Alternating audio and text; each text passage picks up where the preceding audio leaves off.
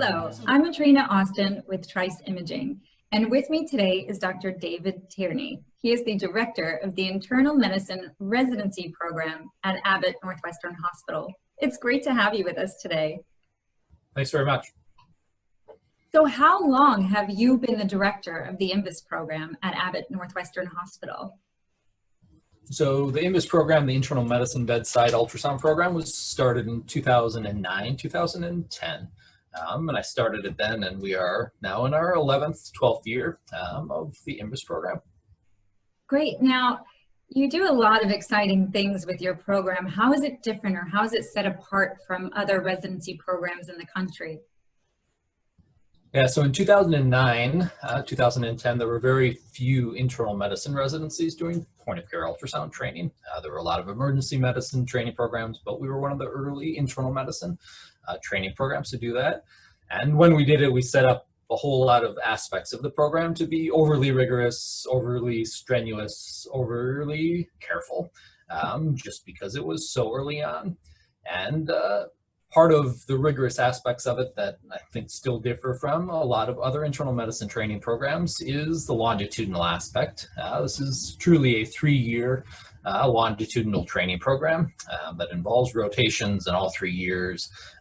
For our residents is a day-to-day training that goes over 3 years. There's lots of 2-day and 7-day courses out there, and single rotations or electives available, but this is truly a 3-year longitudinal training program for point-of-care ultrasound, and it exists both in the inpatient world, but internists spend a lot of time in the outpatient world as well, and the tool is equally valuable as there, so it's both inpatient and outpatient. Why was it important for you to have your residents trained in bedside ultrasound? Yeah, so we've had a huge emphasis here on the physical exam, and simultaneous to that emphasis over the years, the 50 years of this program, has been an emphasis on evidence-based medicine. And those two pieces clash based on the quality of our traditional physical exam. From a test characteristic standpoint, how good is it? How good do we think it is? How good actually is it? When you look at the evidence, so we were always looking for something better. And 10, 12, 13 years ago, when we started to have this idea, we knew that the test was better, meaning point-of-care ultrasound, than our hands and our stethoscopes. And we knew that the ability to train internists and residents going forward really needed a different tool, because we needed people to be really good at physical diagnosis without spending 20 years learning it. So this was the right tool at the right time for a place that combined technology leading edge movement in technology and medical education, combined with a skeptical and evidence-based view of the traditional physical. Now, anytime you lead a novel program that is cutting edge, you're met with some resistance. What were some of the challenges that you faced when you decided that this was the direction that you wanted to put a heavier emphasis on point-of-care ultrasound as opposed of the physical bedside check? Yeah, so the traditional physical exam may be more important to internal medicine than any other specialty, right? It's just part of the foundation of internal medicine, one of the pillars.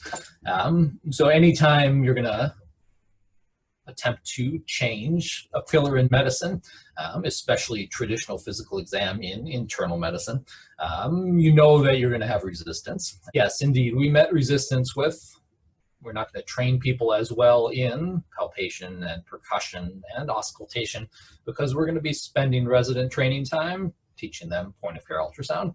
And that's the reality. We're not doing both equally.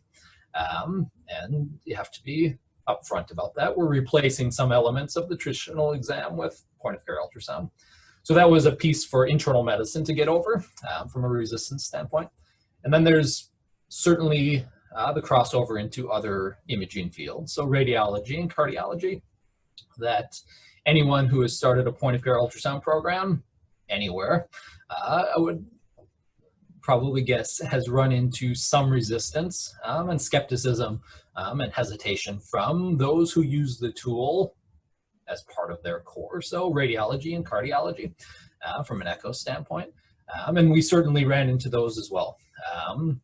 And that was a lot of work over a lot of years to try to really make clear that there's a role for both. And when the two come together in a collaborative way, the patients and the system and both sides from a physician standpoint really have a huge benefit. It makes everything more efficient, and without question it improves your patient care quality and the efficiency of the system moving people through. So it took a little while to demonstrate that, and it took a lot of conversations, but in the end we're at a place where all of those worlds, traditional physical exam, point of care ultrasound, radiology, and cardiology from an echocardiography standpoint, work in a pretty darn efficient combination here to take care of patients. When was it that Tricefy came into the picture for the IMBIS program? Yeah, so Tricefy was really early on in the IMBIS program, and I don't know for sure the date that it entered, but it was within the first year or two of the program, where we really needed not to be moving ultrasound exams with USB drives from devices to a central computer manually, and we needed a cloud-based system of exporting, storing, reviewing, archiving images from a wall-to-wall wireless hospital and clinic system here, and to do that wirelessly. And at the time, the question was, do we try to set up a way for all of these studies to go to our hospital PACS system and be archived from a patient record standpoint in the official PACS, or is there a utility for a one-off solution, a non-hospital PACS solution that would really get at the niche needs from an education standpoint we had, from an educational archive standpoint, and from a clinical documentation standpoint. And that's how we landed on Trice many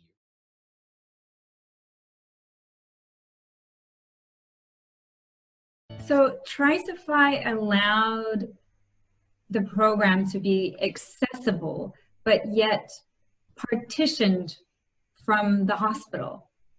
What workflow were you using before you brought Tricefy into the program? How did it work pre-Tricefy?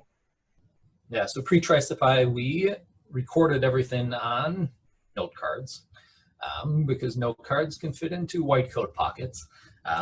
So the recording of exams was done with pencil and note cards and carried around, and unreliably done, as you would guess, from a how much are we doing, what are we doing, sort of quantification standpoint.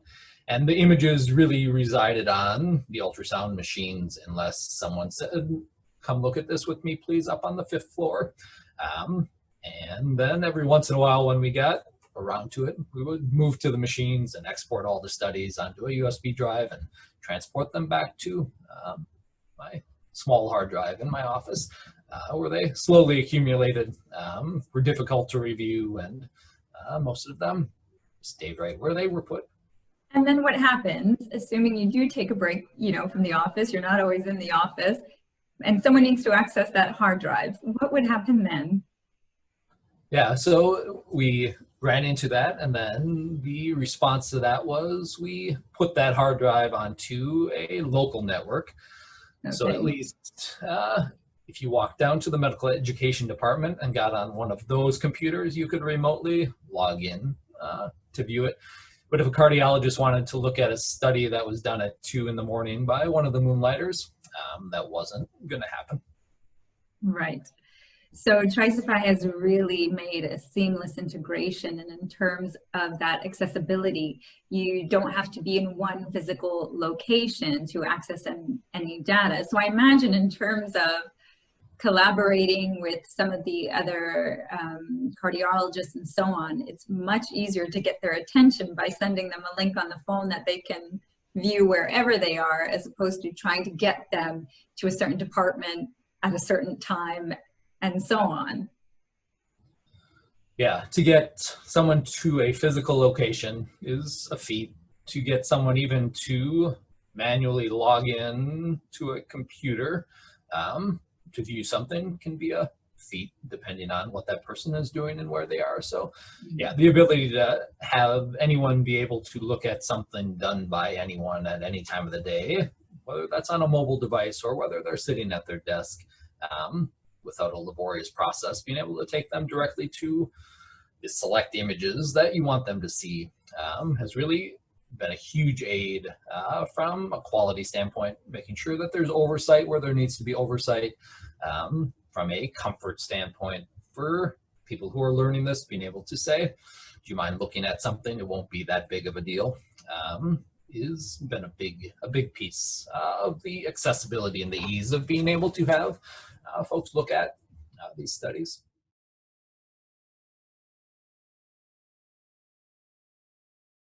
So not only has Tricefy been able to provide a cloud-based service that is both partitioned and accessible, but you're really taking advantage of the labeling and status feature that Tricefy offers. I don't know anyone else that has quite such an extensive list of labels and statuses. Would you be able to show us some of the everyday functionality of how you use those Tricefy labels with the IMBIS program?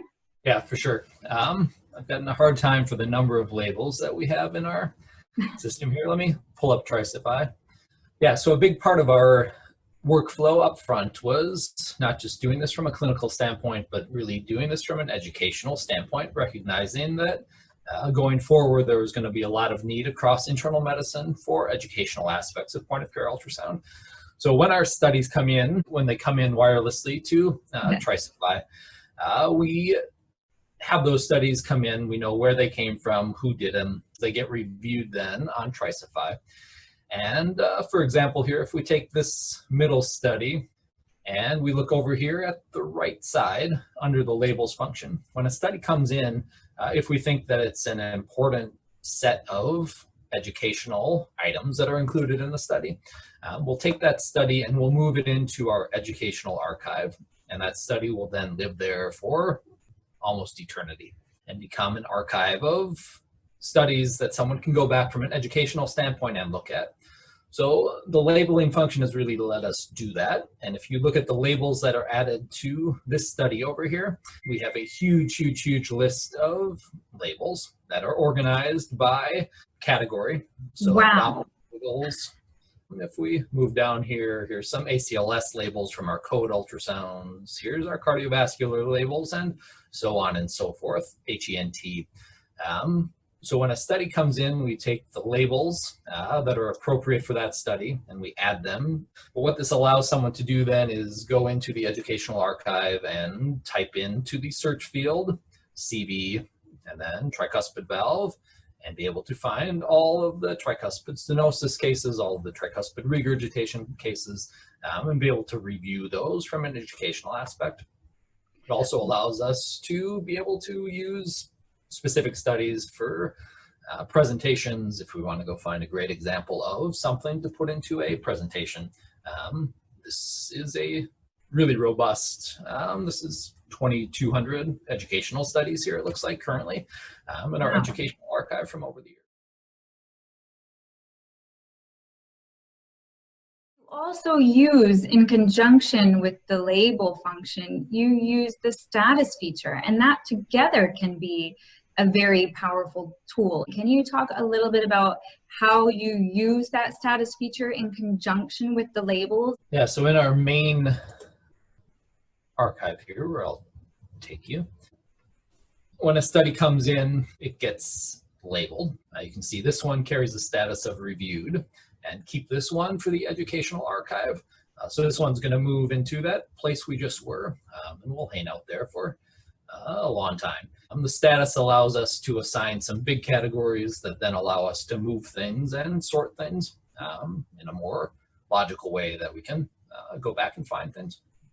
And this is all very easy to set up. You can go into your account settings, you can customize the labels and the statuses, and now I can see how quickly you are updating the status, and you do that simply by double clicking, and it will go into the next available status until you have the one that you would like.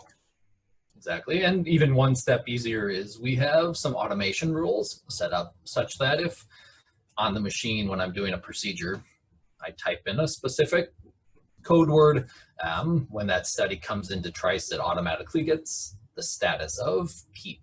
This is a procedure. So the status feature has been really important for us, especially from that procedural aspect, being able to say, I want this study when it lands in Tricefy to have this specific status. You can do that at the machine level with a little bit of rule building that was done on my end as well. Yeah, let me show you how I use status and labels together here on a study that comes into Tricefy. So if we open up this study here, we're going to go into it and look at what this study is. And we're going to identify a couple things on this study that are present. There's a little bit of aortic regurgitation, for example, here. And so if I type in CV and aortic valve, and now I'm going to select regurgitation, that populates a label for that. And then at the same time, either in here, I can set this status to keep it for the educational archive, which I can do right there. Otherwise, when I'm back out at the study level, I can change that now to not reviewed and delete, not keep for follow-up, but keep that one for education. And then the study will move into the educational archive with that label attached to it. Thank you for showing. It certainly is powerful to see how you use the label and status together in how you keep such a large database organized. It makes it so easy to search. It makes it so easy to find key and specific pieces that you're looking for. Thank you for showing us how you use the label and status feature together. When I was training to be an ultrasound technologist, we had the textbook. And within that textbook was the most beautiful, perfect set of images that you would ever see, and certainly not in your first 6 months probably ever reproduce. And that was the standard, and you had to produce to the textbook to progress.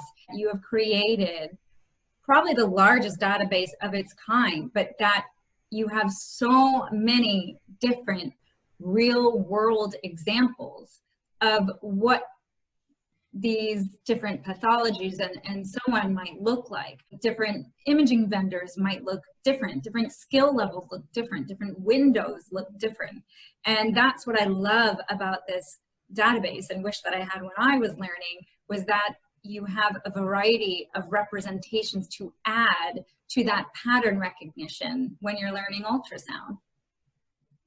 Yeah, and if you take it from a learner's standpoint, if you show a point of care ultrasound learner textbook images of every item with amazing clarity, right, and amazing definition, and then you ask them to go get those images with a less powerful machine and less skill, you sort of defeat their excitement a little bit. And so to be able to show them images that for sure get the job done at the point of care, might not quite be perfectly on axis, might not quite be ready for a textbook, but is certainly ready for a point of care ultrasound educational textbook, if you will, because this is the real life at the point of care. And it's also the real life as technology moves forward and machine learning and AI become a big part of point of care ultrasound, being able to feed those things real life images rather than just the images obtained on formal imaging studies. It's an important aspect from both of those.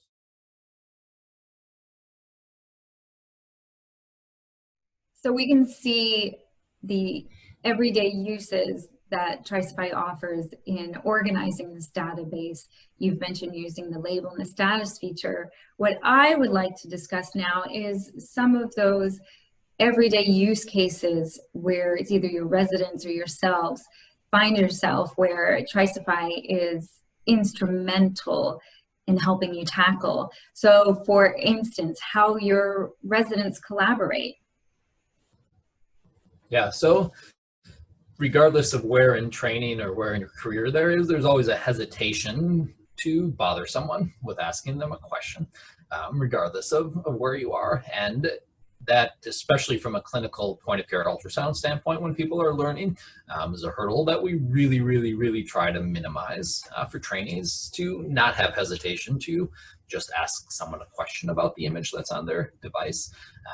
And a big part of that is lowering the hurdle and the ability for a resident to send a couple images to me or to a cardiologist, whether that's 2 in the morning if they really need it, or whether that's when I'm not in the hospital or one of our other faculty, is a really big and key piece, not only of the educational efficiency of this training program, but also from a patient safety and quality standpoint.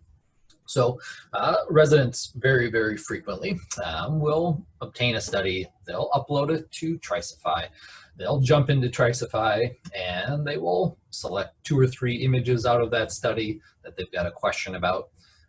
They will send it to me or one of our other many Focus faculty, and it'll arrive on my phone, and I can be standing on the end of a dock in the middle of the Wisconsin woods at the cabin, and be able to very quickly peek at 2 or 3 images or clips that were obtained 30 seconds before, and have a conversation with that resident or that faculty member remotely and say, yep, that's what you were thinking, or no, look at this little spot, and go back and get one more image. So it's not live, but the benefit of live really isn't any greater in that situation than just slightly asynchronous.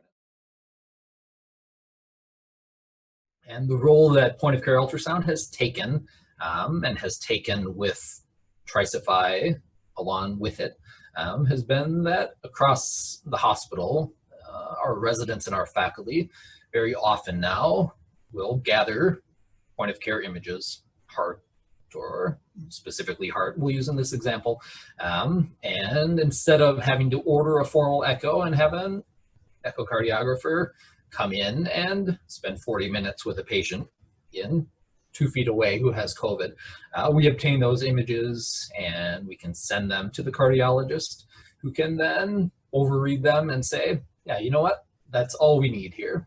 There's no question this is normal, or there's no question this is abnormal, and we can avoid a formal ultrasound study in those patients. And conversely, we can have the cardiologist say, you know what, it's not quite what we need, and we can't be quite certain, and we actually have to go through a formal echo here. So let's do it. But thanks for helping us be certain that we need to bring a new person into that room. So it's a really effective triage mechanism in COVID currently, but going forward as well, once that relationship is set up across a hospital, as we alluded to, between cardiology and radiology, you can make a much more efficient, high quality system when these 2 modalities of point of care ultrasound and formal imaging come together.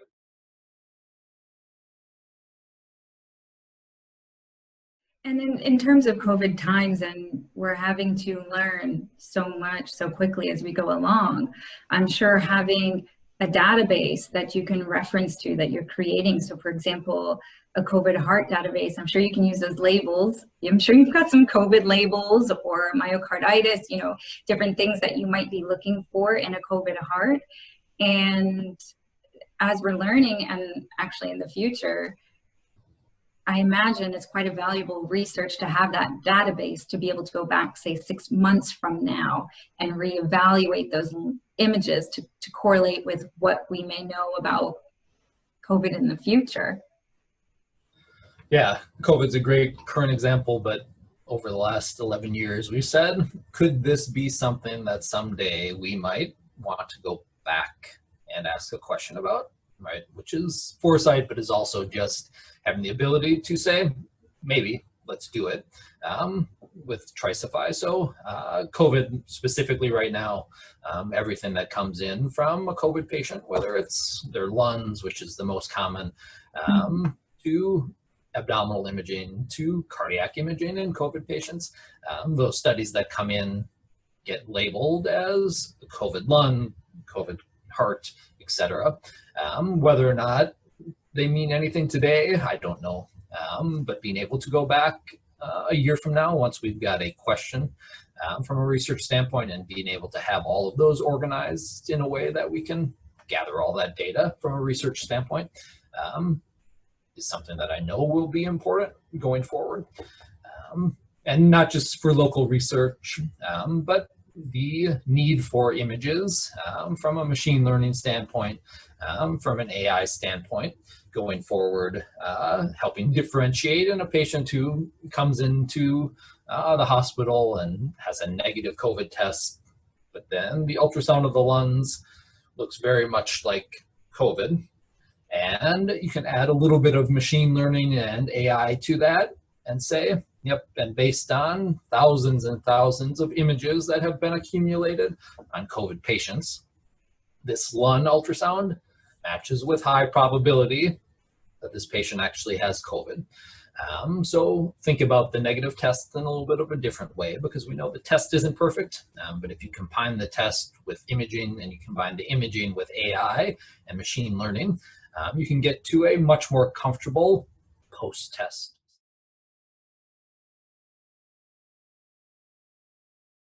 For me, it is fascinating to learn about the progression of point of care or bedside care. We talked about the physical examination, the manual examination component of it. And then we talked with your directorship of this program of moving into a more point of care ultrasound focused care. And now we're talking about that next step of care, which would be incorporating AI and machine learning. Where do you see the IMBIS program and say the next couple of years with the advent of more of these AI technologies? Where do you see this going? The future of point of care ultrasound is taking clinicians from that almost confident enough point to a spot on this where, all right, now I'm confident enough to make a clinical decision and not have to get a formal echo, for example, in that. And there will always be formal echo, and there will always be the need for that. But with the addition of AI to point of care ultrasound, the hope, and I think for sure the future, is that it's going to take people who didn't quite get there because the patient was hard to image or their skill wasn't quite as good as it might be 5 years from now. And it'll take them from not quite to into that confidence sort of area to be able to actually act. And from a system standpoint, then be able to make a system way more efficient. That we don't send everyone down to the Twin Cities from the Iron Range in northern Minnesota to get a formal echo when a bunch of them end up being normal. It's just great for patients, for the animals on the farm, for every aspect of things to be able to have that really a streamlined and efficient workflow. And AI will, I think, tip that into a spot where it's much more efficient than it is currently. So it's very exciting in terms of the future and health equity. And I'm just so excited for the possibilities and so proud that Tricefy has been able to be a part of the IMBIS program, and we'll have to watch this space to see what exciting things come out in the future. Dr. Tierney, thank you so much for your time today. It's been a pleasure speaking with you. Likewise, thanks very much.